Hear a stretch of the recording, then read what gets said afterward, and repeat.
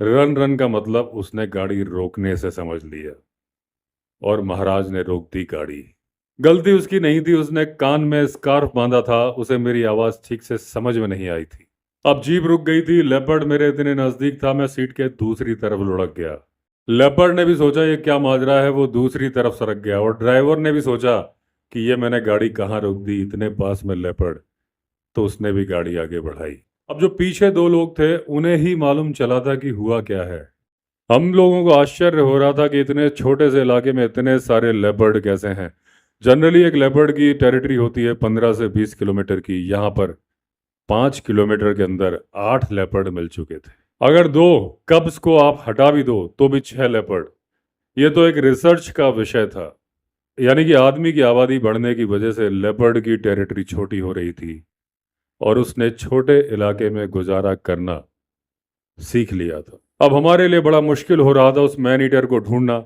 हालांकि ये तो हमने तय कर लिया था कि किसी भी हालत में जब तक हमें ये श्योर नहीं हो जाएगा कि ये मैन ईटर है, हम उसे गोली नहीं मारेंगे।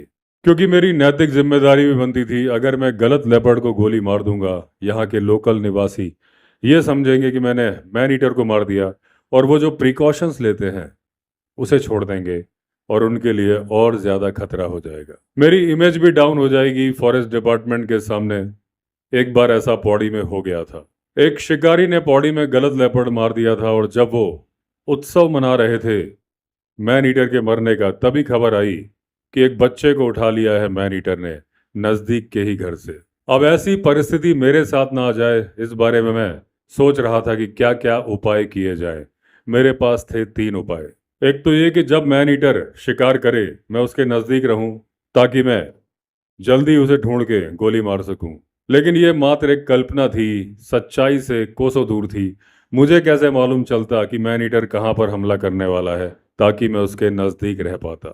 दूसरा उपाय था कि जब मैन ईटर किसी इंसान को शिकार बनाए तो उसकी डेड बॉडी के पास मैं बैठूं, क्योंकि उसे एक बार में तो मैन ईटर खा नहीं पाता है।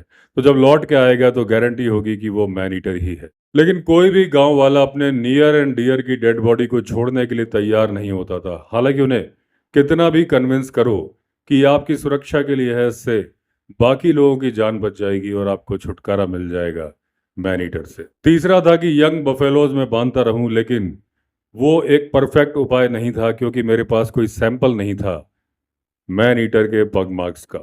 तो मैंने कंसंट्रेट किया सेकंड ऑप्शन पर और मैंने सोचा कि किस तरह से मैं कन्विंस करूं गांव वालों को डेड बॉडी वहां